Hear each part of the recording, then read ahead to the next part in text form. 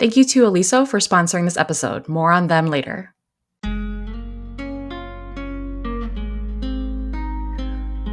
Welcome to the Asian Sewist Collective podcast. The Asian Sewist Collective is a group of Asian people from around the world brought together by our shared appreciation for fiber and textile arts and our desire to see more Asian representation in the sewing community. In this podcast, we explore the intersection of our identities and our shared sewing practice as we create a space for Asian sewists and our allies. I'm your co-host, Ada Chen, and I'm recording from Denver, Colorado. Denver is the traditional territory of the Ute, Cheyenne, and Arapaho peoples.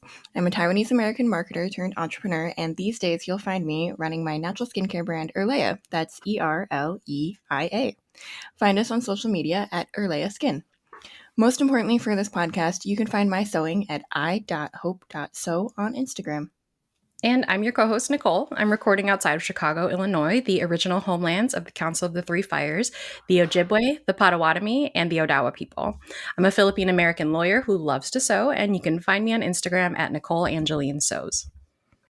Okay, Nicole, you know the question that is coming. What are you sewing right now? Does it count if I just finished it?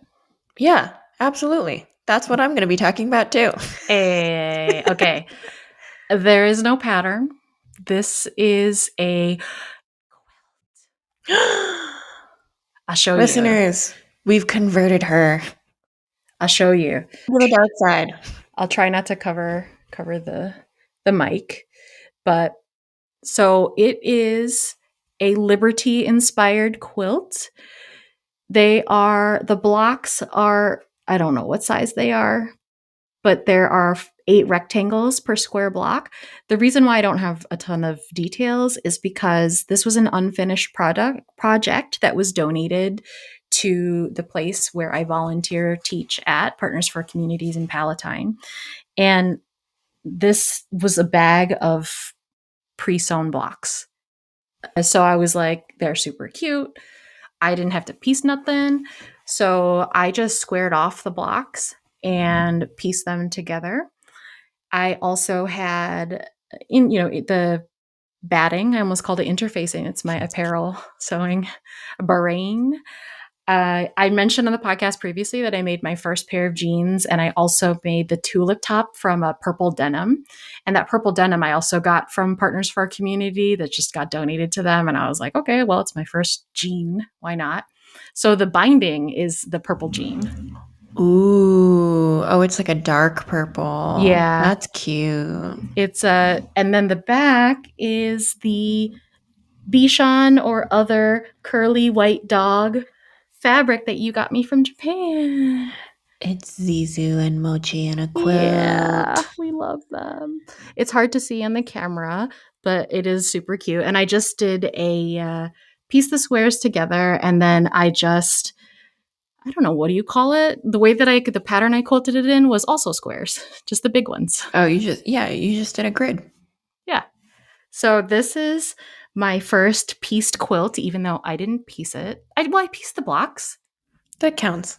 It counts.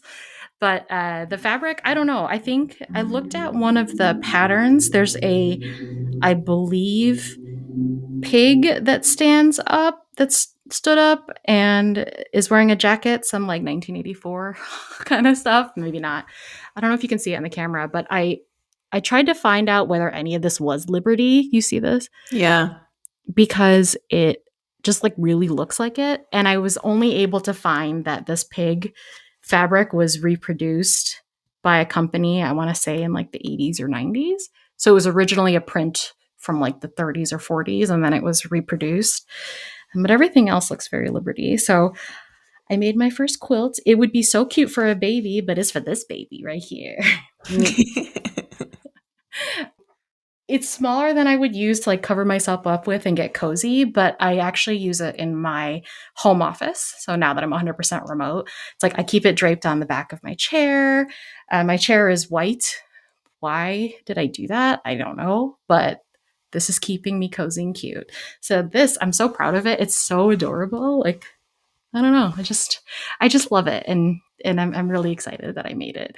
So tell me about what your recently finished project is. I am so excited that you made a quilt. Yay. We've converted you. You don't have to always sew quilts. I just think you should have like a nice appreciation for it. So I that when you're do. like constructing your garments, you're like, this is so much better than piecing together 100 pieces. Listeners, don't let me turn you off of quilting because I've definitely made that comment to some beginners before. I think you'll be really proud of me for not panic sewing, right? I am proud. So, a few months ago, we hosted a very good friend who said that he had always wanted to wear a cape, and I let him shop my fabric stash and made him a cape out of some really nice linen gauze that I had picked up in Japan, I believe, 2 years ago. And there was still about a yard and a half of this fabric still left. And when I bought it, I had originally thought like maybe a top, maybe something cute for that. And then I was like, a yard and a half. And we thought that maybe we could wear these together and match at this wedding that I have to go to in Italy. And so there is a welcome dinner. Like I think I've mentioned it before, but this is like a multi-day event. So there's a welcome dinner.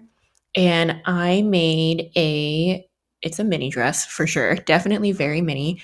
We will be wearing shorts or some sort of spandex underneath.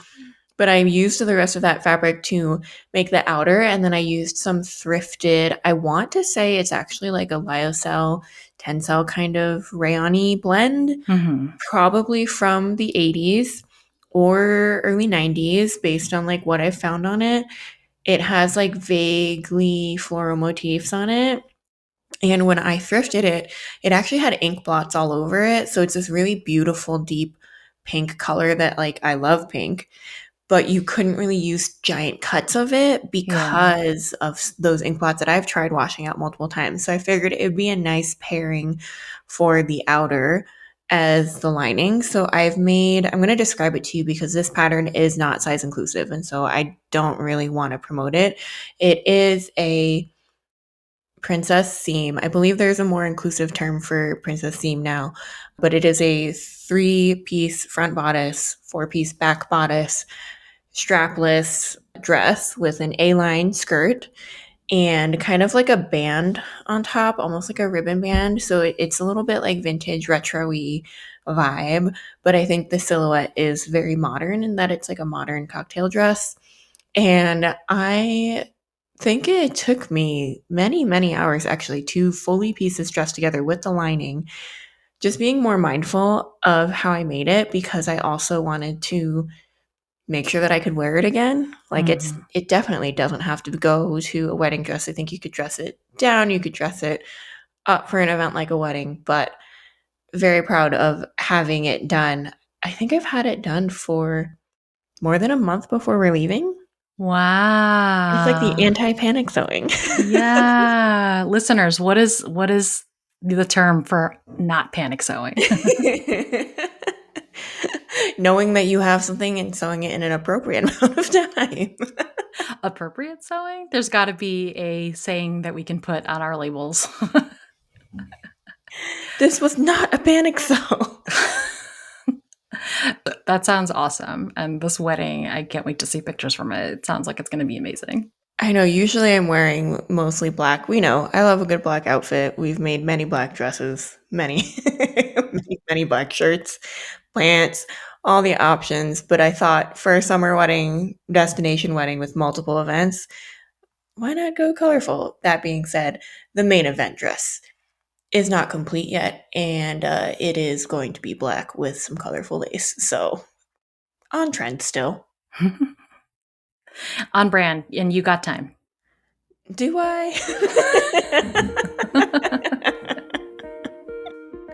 Today's topic is something that every sewist needs as part of their practice, no matter what kind of sewing you're doing or what kind of fabrics you are working with, and it is cutting tools. So we all know that our fabric scissors are sacred, but are we using the right tools for our projects and doing everything we can to keep them nice and sharp and at their best? So today's guests are Ursula and Roy of LDH Scissors. Listeners, you might remember that LDH sponsored a giveaway on our Instagram a few years ago when we were just starting out, and they are friends and sponsors of the podcast. What you might not know is that LDH was first founded in Shenzhen, just outside of Hong Kong in 1990 by Roy's parents. And we'd love to learn more about the origins of the company in Asia before diving into practical tips for maintenance. So welcome, Ursula and Roy. Thanks for having us. Yeah, thank you. We're so excited to talk. Amazing. Yeah. Roy, can you tell us about the background a bit of LDH? So who were your parents? Why were they inspired to start a cutting tools company? Yeah, so LDH was founded in 1990 by my parents. My father comes from a family that has a long history of making knives, making metal tools, fishing tools. So he naturally picked up making scissors. So in 1990, one of our relatives owns an umbrella factory. So at the time, they were looking for quality scissors and they couldn't find any. So then my dad was like, okay, let's go. Let's try to make some scissors. So that's why LDH was founded in 1990. And we specialize in scissors and just scissors, only scissors, nothing else. Yeah, so it's a family business. And we've been really proud to carry on the business here. 1990, so you guys have been around for a while now. I mean, that's older than me, 35 years. Have you changed anything about how the scissors are made or how the business operates in that time? No, it's the same process that was done, 35 years ago. Just attention to detail, dedication to the crafts that we do. Nothing has changed. This a side story though. Unfortunately, my dad passed away in 1999. So my mom's younger brother actually took over the manufacturing side of the business. So it's kind of like, everybody just carries on, the business. Yeah, but it's really his mom that has been at the helm the entire time and has really done so much of the growing of the business. And it's really inspiring to see, especially as we continue on what she and your dad has been doing. Yeah. What a beautiful legacy. I'm over here just like, if you're on our YouTube, you can see my face being like, oh, that's so wonderful. But, Ursula, on the website, it says you and Roy expanded the business into Toronto, Canada in 2018. So what precipitated the move? So in 2018, we were about a year or two out of university and we had just gotten our first jobs. Yeah. And it was kind of, it's your first jobs. They're not necessarily what you're looking for, maybe not in the field that you studied. And we just kind of looked at each other, and Roy brought the idea to me because he had told me a long time ago that his family made scissors. And I remember thinking, huh? Like, what do you mean? Like, what kind of scissors? That's very specific. And he said, we're not really happy what we're doing. We don't really see a future in what we're doing. So we might as well give it a shot. We might as well just try to sell some scissors. And that's what we've been doing since then. Yeah, that's right. And actually, a funny story about this. After university, I was kind of traveling around the world and I ended up in Taiwan. So I ended up on this dark alleyway and I saw the sign that says fortune teller. So I went in. Yeah, and I went in. I was like, what I'm going to do with my future. And then this lady, took a look at my birthday and my name. And she was like, oh, you'd be really good with working with metals. And I was like, oh, okay. I mean, yeah. Pretty amazing. I know, right? It was a funny story. And so at that time, I was like, okay, maybe I should just try to carry on the business. Yeah. I would take absolutely that as a sign. And I'm not really a sign type of person. And I'd be like, whoa, I guess I know what I need to do now. I'm kind of like, I'm pretty sure that it's like an astrological kind of thing, but also has to do with like your birthday and your name and whatever. And I'm pretty sure my parents or my grandparents had one of those done for me at some point when I was little. Roy comes back from the fortune-telling, ominous kind of prediction there. When you moved the company to Canada, what were some of the difficulties or challenges that you both faced during this whole transition? Because I imagine it's pretty different running a family business out of Shenzhen versus having like a North American presence and kind of a brand, if you will, behind it. Yeah. So, I mean, we both of us, we went to school for something else. So we didn't study business at all. So there was a lot of figuring out ourselves, watching YouTube videos, Googling stuff, learning everything from the ground up. But a lot of challenges for sure, but especially trying to figure out, shipping, how to ship a package, how to design the package as well. A lot of little things. Accounting is a huge part of it. I mean, we spent countless hours just figuring out accounting. I don't even think we have it figured out yet. Well, we have an accountant now. That's true. We have an accountant now. That's so the key. She figures it out. Yeah. Thank God for the accountant. So it's really like, I mean, as you guys know too, with the podcast, when you're starting your own business, it's what is your branding? What are you trying to do? Who's your customer? What does it look like? It's a lot. And I mean, fortunately for us, we were doing this together. Same as your parents, they were doing it together. It's so much easier to have somebody to not only talk to, but to figure stuff out. Like the back and forth, oh, maybe we should do this, maybe we should do this. That just makes it so much easier because, starting your own business, if you're kind of doing that alone, I know it can be really lonely.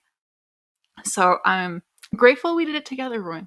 Me too. Yeah. Actually, it's been a fun journey together the past 8 years now. Yeah. Long time. Feels like a long time. Yeah. My business years are different than annual years. That's you true. You blink and it's like, it's August already? That's true. So I know that this is a topic that I've dealt with as a small business owner, but I also wanted to ask both of you about it because you're in Canada, you manufacture in Asia. We are recording this in mid-August 2025. Is there anything you think our listeners who are mostly in North America, but also listening from elsewhere and kind of observing the current events, shall we say, that are happening right now, is there anything that you think our listeners should know about tariffs, or in particular for our American listeners, is there anything that's going to impact their orders to you, or is there a way that they can support your business while we kind of navigate whatever tariffs mean? Yeah, it's a tricky situation. It's hard to know in both the short and the long term, kind of what's going on. As everyone knows, it kind of changes month to month. So for us, we're still trying to figure out what this is going to look like for us and how we're moving forward so that we can both support our American customers and sewing communities, as well as make sure our business is sustainable. So we are still figuring that out, but any updates that we have will be on our newsletter. It'll be on our social media channels. Yeah, but in the meantime, our products are sold in most of the states in the US. So if people want to buy our products, they can support their local shops in their state as well. So what I'm hearing is go to the LDH website and find a retailer near you. If you live in the US and you don't want to figure out how to pay UPS or whatever, or you don't want to find some other way to get it. But you can also order on the website, correct? Yes. Yeah. We are still shipping. Still shipping, yeah. It's not affected right now. Yeah. Yep. Love that. We can still get sharp scissors, like rotary cutters, pinking shears, crafting scissors, snips. I'm trying to remember if I got anything else. I think you got most of it. Yeah. So as a couple, how much of your dinner table talk is like business, LDH versus life? It depends. Like if we're busier, we try to keep it at a minimum. Like at the dinner table and on weekends, we try to have some sort of separation, especially with, our young child. He might have an opinion about scissors. Like we don't know yet. So, but like we try to keep like, this is our business time. This is our family time. Yeah. But we have this like mega calendar that just includes everything, like family stuff, scissors stuff, business stuff. So I guess you can say it's all mixed up together. Yeah, that's true. Yeah. I love that. Healthy boundaries, but somewhat of a work-life integration, which I know is hard when you set the schedule and you manage the calendar. I'm going to hand it off to Nicole because she's got a nice introduction for some content that you all made. Yeah. So before we move on to cutting tools maintenance, which I know our listeners are excited about, maybe nervous like me when I was learning, I was pretty much doing everything wrong. But I want to ask you about the quote, Your Scissors Journey 3-part blog series from 2021. It's a walkthrough on how scissors are made, and it's fascinating. Can you tell us about putting together that series? And, the videos are just so beautiful. And we'll, of course, link to the blog post in the show notes, and you should definitely check it out. Absolutely. So this was my baby. And it started actually in 2019. So the first time we went back to China together, specifically to learn more about the manufacturing process and to take pictures and videos, was in 2019. And so all of those photos and the videos that you see of the manufacturing process are ones that I took from that time. And one thing that's really important to us is sharing as much information as we can about the manufacturing process. And really, it's one of those situations where if you don't know, you just don't know, and there's no way to know, right?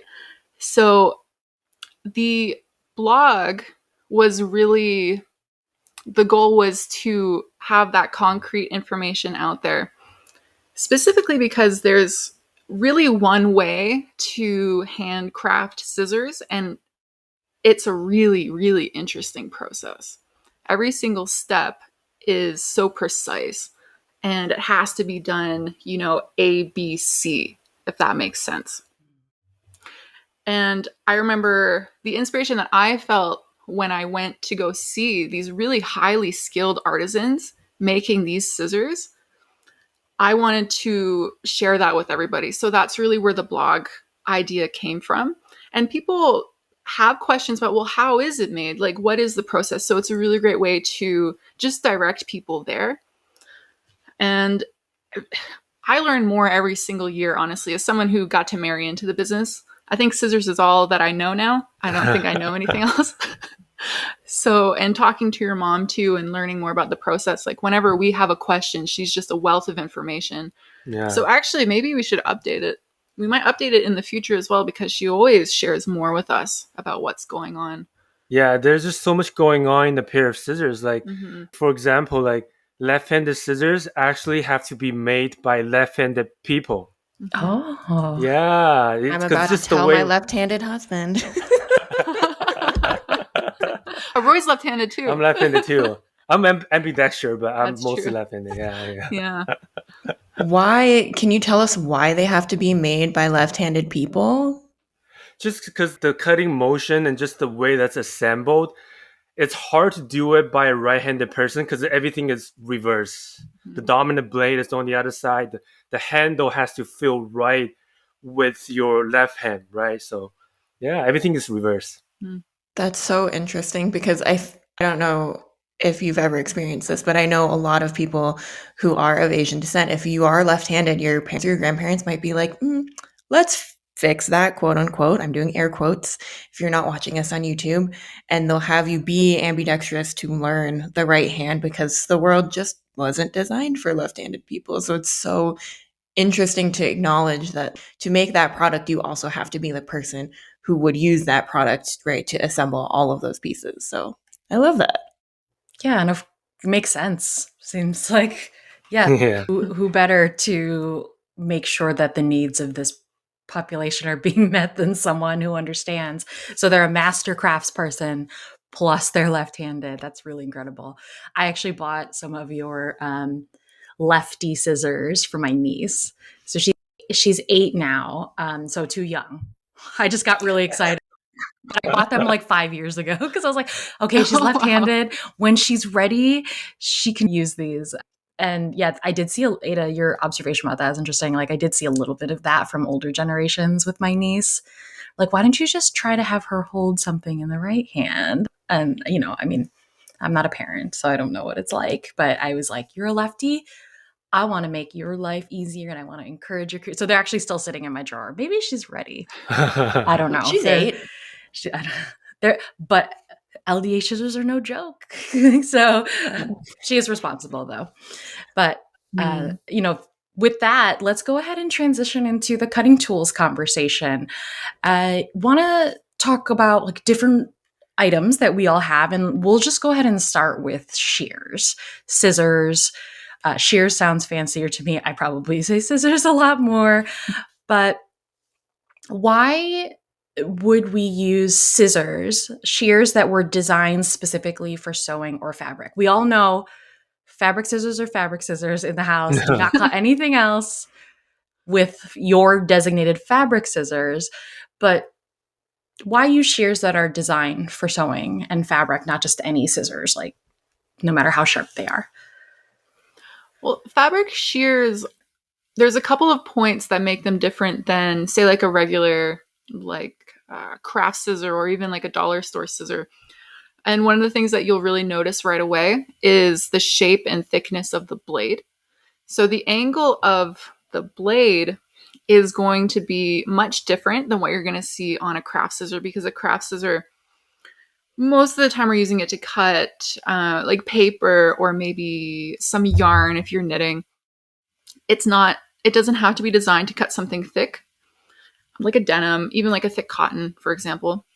So the blades are going to be shaped differently, typically thicker as well. The handle shape, it's designed to be more ergonomic to your hand. So it's molded, the ones that we have, the Midnight Edition specifically, there's a part that molds to this part of your hand. And this is sort of, if you're not watching on YouTube, it's the meaty part of where your thumb is. It rests there. It gives you more leverage because, again, when you're cutting thicker materials or you're cutting for a long time, you kind of need a different handle shape. And another point is the button or the pivot, which is the sort of the screw that keeps the two blades together. It's more heavy duty as well. Again, it's a longevity thing. It's about being able to handle the different types of fabric that you're cutting. So it's designed for something completely different than a craft scissor is. Yeah. And even just the blades are actually concave. Mm-hmm. So they're just slightly curved. So then it allows They kind of, they're kind of, I'm going to try to describe this as well. So it's just the sharp edge that's cutting against each other. And the reason it can do that is because it's concave. And that allows it to glide through materials more easily. And you're not going to find that on craft scissors. Yeah, craft scissors. Dollar scissors, I pulled out a pair of scissors from my drawer at the desk I'm sitting at, which is a brand that shall not be named. But I'm like holding it up here for the YouTube folks, and it is flush. The blades are flush, so they are not concave. Oh, you're saying flush. I'm saying I've got free craft scissors from, I don't know where. They were probably off a big box store or a big online retailer that I got for free, and they're straight up crooked. So. It's an art. It's an art. It makes a difference. Let me tell you, cutting with those crooked scissors, not great. Thanks again to Oliso for sponsoring this episode. We received their Pro Plus iron in exchange for an honest review. The Pro Plus iron is probably the iron you are thinking of if you have heard about or seen Oliso. It is their flagship iron, and that is for a good reason. It's the iron that has the lifting feature, which is called their iTouch technology. So if you touch the handle when it's down, it lowers and it's ready to iron. But then to keep you safe and protect your ironing board and, let's be honest, your projects, if your hand isn't on it, it lifts up. Yes, there is a little mechanical sound that you will hear, but nothing like a good podcast can't drown out. This definitely takes a little bit of getting used to, but once you have that feature, if you easily get distracted while ironing, let's say you have a small dog running around your space like I do, this is a lifesaver. It definitely helps me not burn my projects when I'm ironing or pressing. It's for you, especially if you are somebody who has a lot going on in the background, or maybe you can only sew in short bursts of time. Plus, the steam does get nice and hot, and it even works vertically. I have tested that out. Butterscotch is the color that we both got. It's this nice buttery yellow, and I'm actually liking it a lot. It stands out from my other irons and tools in my sewing space. Nicole, any thoughts on the color? butterscotch buttery yellow is definitely in, and so I'm a little bit perturbed by the way that people love it so much in terms of like clothing, and I'm like, I don't know if I can get onto it.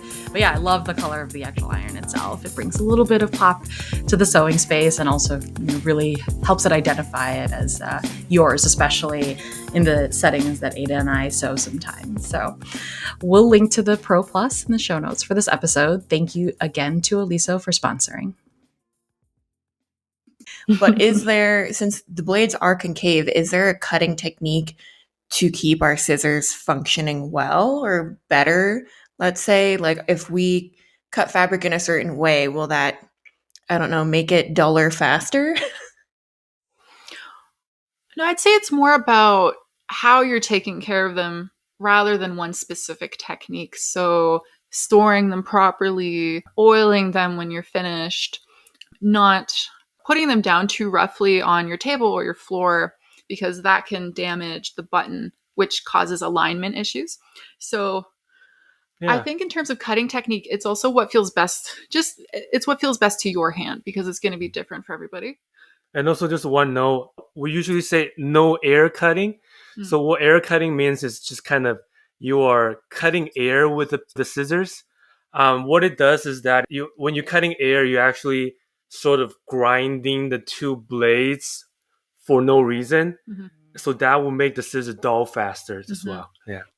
So when you say proper storage and oiling, can you walk us through? You do a lovely job in these nice felt pouches, which we appreciate because A, plastic free, and B, very nice to transport in. Are we storing it in those? Are we hanging them up on hooks? And are we oiling? Like, we know where to oil in our sewing machines. There's usually like a dot or something. There's no dot or something on the scissors. So where are we oiling and what kind of oil are we using? Okay, so I'll start with storage.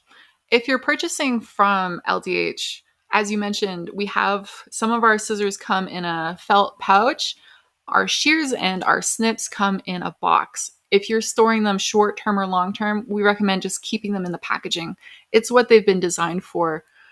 And if you have purchased somewhere else, you don't have that option, maybe you've gotten rid of the packaging, my first recommendation is to put it into a sewing basket or something that isn't necessarily hanging on the wall. If you trust your wall hooks, feel free.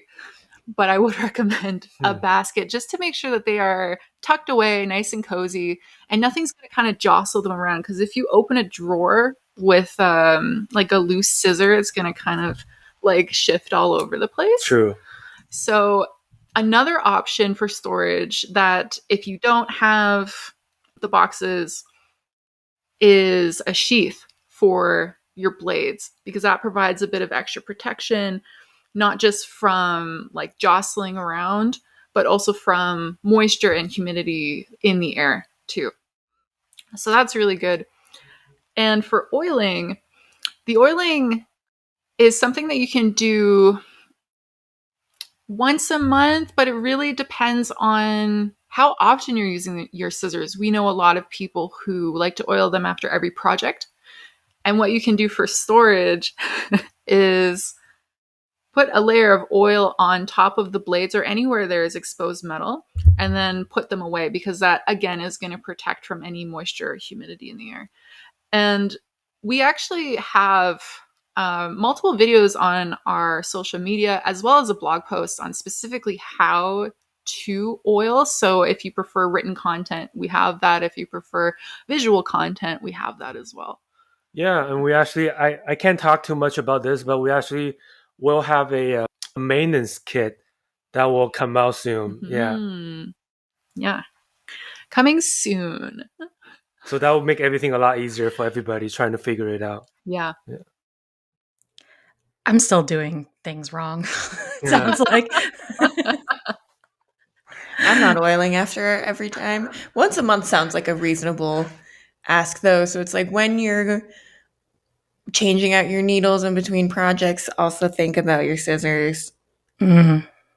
Well, to be fair, I don't change my needle after every project. So, I mean, everyone has different kind of priorities, I guess. Busted. But I baby my tools. I know.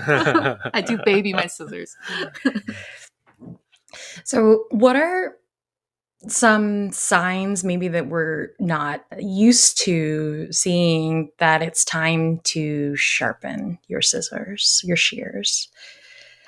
Honestly, if they don't cut or if you're struggling to cut, Yeah. yeah, Yeah. I don't think there's anything too. Or just if you feel like a small nick or like a chip on your blade, then it's probably time to get a quick sharpen. That could also be a sign that you need to clean your scissors more, because sometimes a nick can occur if there's too much buildup on your blade or you've cut something recently that's a bit hard on your scissors. So you just give them if you don't want to fully oil, you can just quickly wipe them off with a cloth, and that's good too. Clean your scissors. I'm going to throw this in there. Clean your serger lint. Did that yesterday. Clean the serger lint, or not the serger lint, but the threads and stuff that gets stuck underneath your bobbin. Your scissors count. You need to clean them too. I'm wondering, it sounds like how often you sharpen might depend on how often you're using the scissors. How do we find a good sharpener where we live, or should we be DIYing it? Is it that easy? What are kind of the things that you would look for a place that does good sharpening?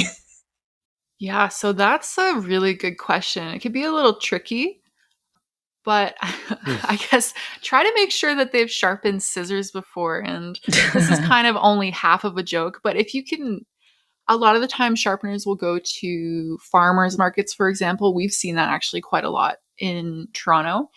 If you could spend maybe like one of those days, kind of just, go look over, see, oh, what are they sharpening? Maybe they're sharpening some scissors. That's kind of a good indication.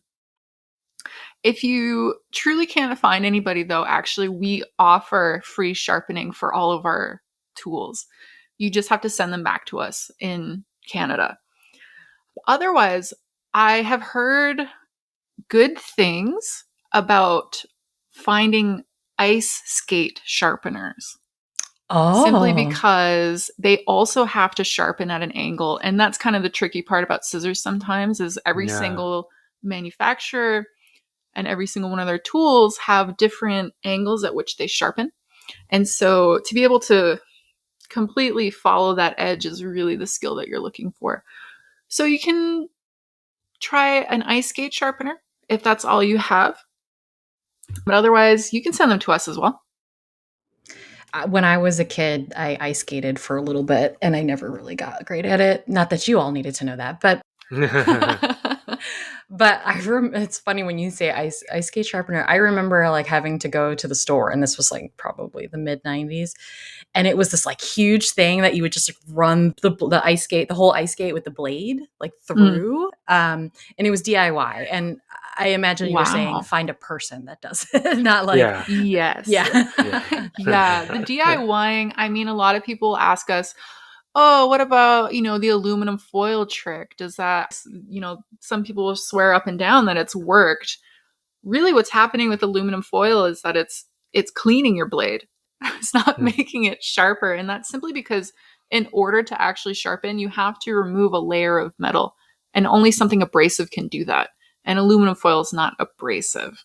So sometimes if you really are in a tight spot, you can try really fine grit sandpaper. But honestly, do it one time. Don't continue doing it. Do try to find a professional sharpener after that. And that's when you're going to have the best results. Yeah, I don't want to do that. It's a little scary.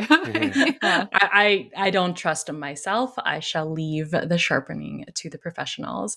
And great insight on the aluminum foil. I have heard that as well. I'm pretty satisfied with that for like regular paper cutting scissors, but for cutting tools that I've invested in and, lovingly take care of and use a lot, I would probably go to a professional. I realize there's privilege in that, but it's good to know that you all offer scissor sharpening. We just got to figure out the logistics there. You did mention that aluminum cleans the shears. And earlier you had mentioned, cleaning the blades is like something that you would do, including oiling. So can you just tell me a little bit about like how we should be cleaning? Are we using soap and water? Are we using towels? Are we using microfiber cloth? Like what's a good way to, let's say, clean your scissors after every project? how about after every project, which we would assume is anywhere between 8 to 20 hours or something like that. For cleaning after every project, if you really don't want to oil, you can actually just wipe the blades down of any visual fibers that you see, and you can actually just use a scrap piece of cloth. I personally don't recommend using paper towel only because I find it to be a little abrasive, but if that's what you have, you can feel free. If you have the time to oil, you can definitely do so. And I can give like a quick overview of how to do that as well. Yeah, would love to. All right. So on our shears, and I'm just holding up a pair for anyone not watching on YouTube, the areas that you want to oil are going to be both sides of the blades as well as the insides of the blades. So in here and then also in here. And when you open up the shears like fairly wide, there's also the part that's underneath the button as well. And this gets neglected quite a lot, but actually it's quite important for the overall function. And then the last part is going to be this button or pivot area. So you're going to take a piece of scrap fabric that has been saturated in some oil. Sewing machine oil is perfect if you have that. If you don't, I've also used cooking oil before. If you don't mind, the smell of like an olive oil scissor, it's totally fine. So you take your cloth and you're going to just simply wipe it along both sides of the blades on the inside as well. And then you don't forget the inside part. And then when it comes to this button or pivot area, you can either really just try to saturate it with your cloth on both sides. If you have sewing machine oil that comes in a little dropper bottle, you can also try to drop some oil right into the middle there on both sides as well. And then when you want to take the oil off, again, just some scrap fabric. Just really try to get that off. Otherwise, you might end up staining your next project, and we don't want that. Yeah. But we don't recommend soap and water. Oh, yeah. No soap and water. And not your dishwasher. We've actually been asked that before. Not your dishwasher. Yeah. Please and thank you. I would never. The disrespect. Oh my goodness. Oh, that makes me like that just, okay, that hurt. It hurt. And I'm not even cutting shears or cutting tools maker. Okay. Thank you for those tips. And that is a great reminder for folks who are listeners to hop over on our YouTube and follow us and look at the visual instructions that Ursula gave. So thank you for that. Any last thoughts on shears? Because we're going to talk about rotary cutters next. I would say just, shears and scissors are just so personal. So I would recommend anybody and everybody just to go out there and try every brand, because every brand kind of, they kind of feel different. So go out there and try all kinds of brands, all kinds of scissors, and find the one that really fits you. All right. And with that, let's move on to my preferred cutting implement, the rotary cutter. And you are LDH Scissors, but I'm glad to see that you all have a rotary cutter line as well. And the first thing I want to ask, because this has come up before, listeners know that I teach at a social services agency, teach sewing. And the way that people hold rotary cutters in one way, and then others hold it in a different way. Do you have any recommendations for how to hold or use rotary cutters safely and, selecting the right one for your project? It's okay. Tell me what to do. Okay, so I'd say the biggest tip that we can give is when you put your rotary cutter away after you've used it, and not even just away, actually, you're just putting on a table to go do something over here, like move your fabric. Cover the blade. You have to close the blade guard. Number one, no cuts, please. That's, oh my gosh, it makes me it makes me feel awful thinking about it. And in terms of holding the rotary cutter, I know some people prefer to hold it with, say, the blade. Yeah, the blade is down that way. That can be ergonomic, but I find that it gives you less control over what you're doing.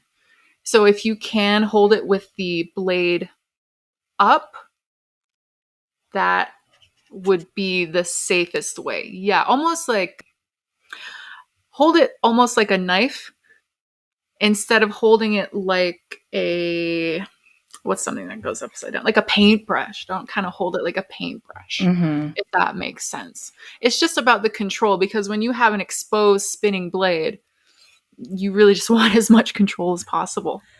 I'm laughing because people don't think about safety, and I don't. I have put my rotary cutters down with the blade up, and I have. No. I know. I'm sorry. I will do better. But when you said open spinning blade, I was like, oh man, that really puts it into perspective in terms of the safetiness that you need to have. But yeah, great tip.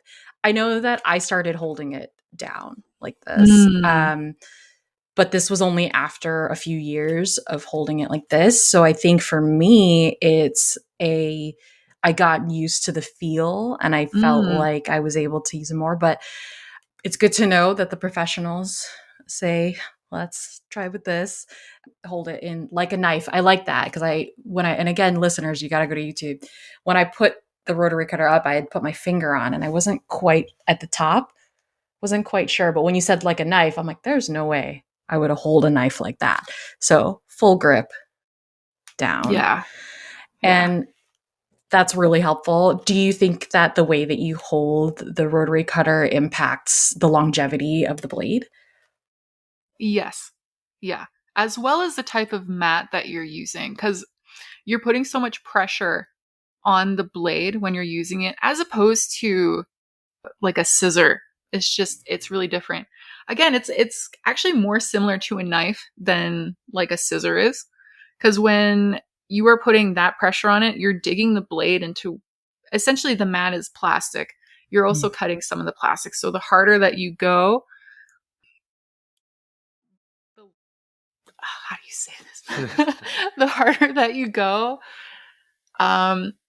there's more pressure on the blades. Yeah, exactly. Yeah. Yeah. And one thing about rotary cutter is that if you're forcing it to cut too much, then it's probably time to change the blade. And it's actually more dangerous to actually push and force the cutter to cut through.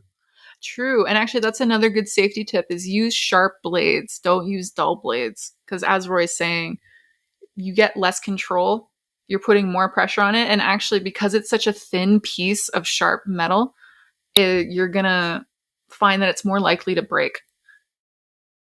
Okay. And then pieces everywhere. Yeah, and that goes to the next tip that we have is that we don't actually sharpen rotary blades. Just because it's such a thin piece of metal, because for sharpening, you're actually shaving off the metal. And because it's such a thin piece of metal, it could become brittle. So it could break the more you sharpen the blade. Yeah. Yeah. I have seen products that claim to sharpen rotary blades, like a DIY sort of crank thing. Is it your recommendation to just get new blades and not try that? Yeah. Yeah. For safety reason, I would say just get a new blade. Yeah. Yeah. We've seen a lot of people saving their dull blades for paper. I do that. So it's a great way to get that last sort of juice out of it. So we recommend that, even though I think the machines do technically work, it's just not something that we recommend doing. Okay. Fair enough. I think I've not attempted to sharpen my own rotary blades. And because again, for the reason why I won't try with a super fine grit sandpaper on my shears, I don't trust myself. Okay, that's great. So what are some maintenance tips for rotary cutters in terms of cleaning and storage? I'd say the storage is about the same as shears or snips. For our cutters, they do come in the reusable felt bag. It's great to just slide them into there. And if you don't have that, again, like a sewing basket or something secure so they're not being jostled around. And I would say, pop into the dishwasher once in a while. No, Roy, no. maybe he's the one that asked. No, but I would say just, disassemble the parts, give it a quick clean, oil it a little bit, and just take good care of it. I think that'll be fine. Yeah. For the oiling, would you do just like the sides of the blade, or would you just do like a drop in the, you know what? I don't know what the button. The I button, guess this yeah. is called the button. Yeah, on these. Yeah, and you can disassemble that, and then the hole that's in the middle of the blade, you can give that a quick oil because that's where the friction is when it's moving against the screw that's keeping everything together.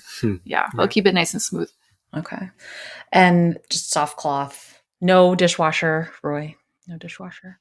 That's good to know.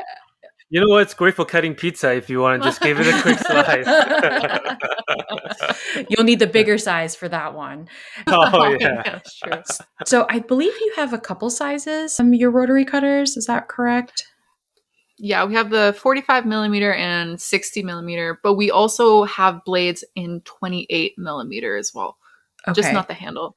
Working on it right now. Yeah. Oh, okay. That's good to know. And for our listeners, I know some folks I've encountered only use the one size. Usually it's a 45, which is the ones that I started with as well. But there are other sizes. How do you recommend people use the other sizes, like the 60 and the 28, if they have them? So the 28 is really good for cutting curves and really small projects. We see a lot of 28 millimeter cutters being used with like making lingerie, underwear, bras, things like that. The larger one, the 60 millimeter, is really, really great for cutting long straight lines. So that can include cutting out garment patterns, bag patterns, or thick materials. So if you're someone who likes to make jeans or bags, for example, and you're cutting like very thick, like canvas, then the 60 millimeter is going to be easier for you to cut through those materials. And then the 45 is really your do it all. So it's hard to go wrong. Honestly, it's whatever you prefer.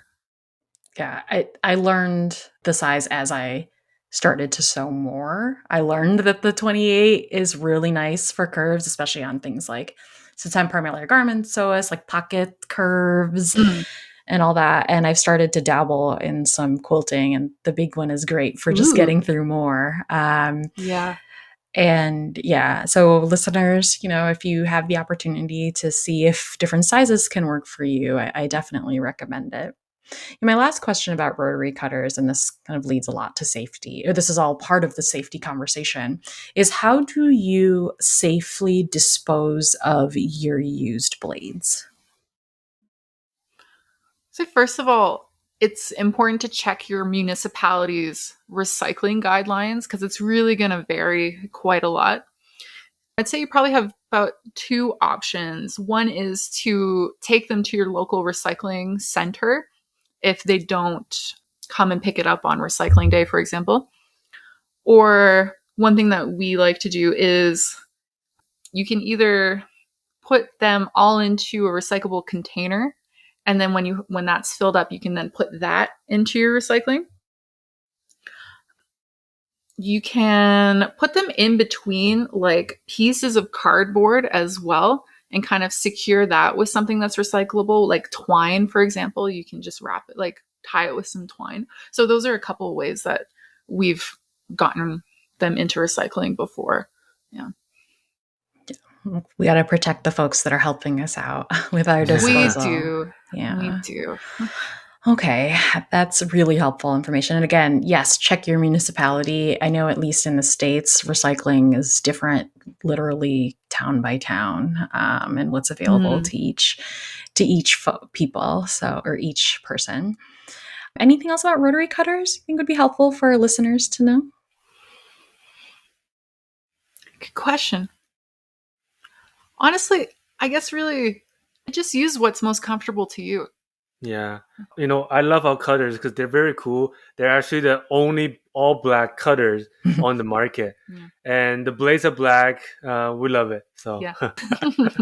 Ada and I were talking about how we realized we were describing the Midnight Edition as like a car, like all black, cut Yeah. smoothly. I was like, are we talking about a vehicle or a rotary cutter? And no, it is very cool. I will say that I purchased a few years ago from your second sale, which I think is amazing. Maybe I'll just ask you about that first. So tell me Yeah. about the section of your website that is called Seconds. Sure. So with the handcrafting process, I mean, because there are multiple pairs of hands that go into making our tools, sometimes there's some human error. So there might be a scratch here, a scuff there. Really, it's just aesthetic. It's not affecting the way that the tool cuts. So instead of us just getting rid of them, we offer them at a discount. And it's been really excellent to be able to offer, I think, the different price points because we want to make our tools as accessible for everyone as possible. Yeah, and they're covered by our 10-year warranty, so there's nothing to worry about. Great. I mean, I won't be sticking any of my tools into the dishwasher, but I might avoid the warranty, I think. Also, the cutting of the pizza might void the warranty. Yeah. Okay. We'll have to read the fine print on that. But yeah, I loved that you offered it. That was my entry point into your company before the podcast, maybe not. I don't even remember. I think I saw you know what? Someone was cutting like a ridiculous amount of layers on social media of like denim or something, I think. Yeah. So that worked on me. But yeah, I can attest to the fact that the seconds, I have the snips, the shears, and the pinking shears from the Prism set, and I get tons of compliments. And I'm like, well, you know where to go to get them. But yeah, I love that in your manufacturing process and your business, you think about not everything being disposable if it's not perfect. So, I guess just from me, the thank you for making it more accessible to folks. I really love that you have that. So as we wrap up, there are a couple of things I did want to ask you about, like more specific tools that you offer as well. What are some considerations for keeping pinking shears and snips in their tip-top shape? And then I do want to ask about sharpening pinking shears and potentially seam rippers. But let's start with taking care of your pinking shears and your snips. They're actually quite similar.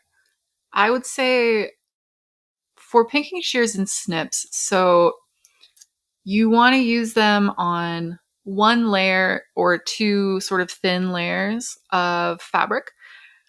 And depending on, really for the snip, depending on what you are cutting and the style of the snip, just try to stick to exactly what it's used for. Because a snip is not a fabric shear, right? A pinking shear is not a fabric shear. So it's going to cut different. It's going to feel different. You can absolutely oil them too, though. So we always recommend that. Absolutely baby your tools. And in terms of the sharpening, everything is sharpenable. Pinking shears are hard to sharpen, but we offer them for free for sharpening, so they can send it back to us. But yeah, pinking shears is a little bit trickier to sharpen. Yes. Yeah, and that's because you have to sharpen each tooth. Yeah. At the exact same angle, the perfect way, or else they just won't work again. Yeah, but you do it. Yeah, we do it. Yeah, incredible. I wanted to ask about seam rippers because I, at one point, bought a really beautiful double-edged seam ripper from, while I was on vacation. And beautiful, the handle was wood that was native to the place I was at. I took it home and they were dull. They don't rip nothing. So is there a way to revive seam rippers? And if the answer is no, it's okay. I'll just cry after this episode's over. You know what? This might be the best time to bust out the sandpaper. Oh. To be honest with you. Yeah, give it a try. Yeah, because you can't really, because of the shape, it's actually really difficult to get into that area. Mhm. So, Yeah. I mean, we haven't tried it. We haven't tried it. Yeah. Maybe sandpaper? You can Okay. try. You can let us know. You let us Okay. know. You know what? Mhm. I will. Yeah, do it. I will. So, are there any other last tips for our listeners about how to take care of their cutting tools? You just baby them. Be gentle. Yeah, be gentle. Tell them you love them. Yeah. And oil them. Like, honestly, I think the most underrated thing you can do is give them a nice oil and then put them away. Give them a Gently. little bit of a massage there.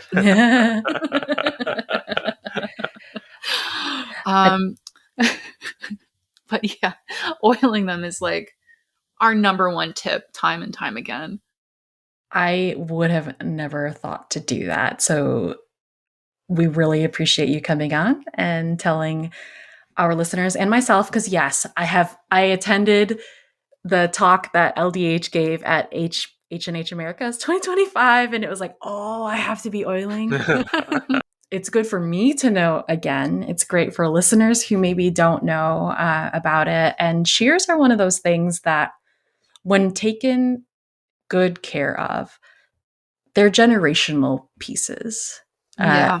I know people that have shears that are like, this was my grandmother's pair of shears. And I think that's a really beautiful thing, and a way to honor our craft and teach us to really love things so that they last. And with that, where can our listeners find you? So you can find us on Instagram at LDH_scissors. We're on Facebook, LDH Scissors, and TikTok as well, same handle, and online, ldhscissors.com. And also, every time you think about scissors, you just think about us. We'll be there. Yeah, We're here we'll be with you. there. Yeah. All day, all night. If you're going to be there for that much, you've got to oil them. Oil. That's true. Get them in there. If there's a little Ursula and Roy on your shoulder while you're using scissors, any time of the day, it's oil them. Don't forget. It's not the angel and the devil. It's both working in concert to tell you. That's right. It's the peer pressure. Yeah. Do it. And I'm sure you won't regret it. That's right.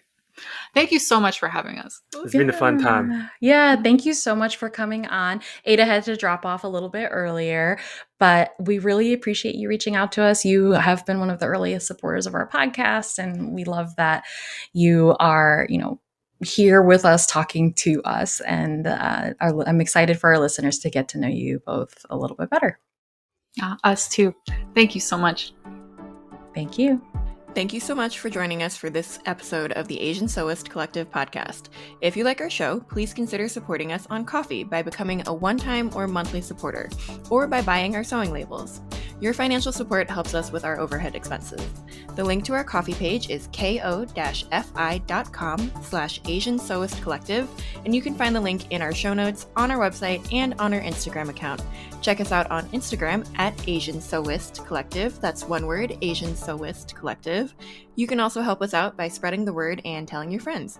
We would also appreciate it if you could rate, review, and subscribe to this podcast on Apple Podcasts or wherever you get your podcasts.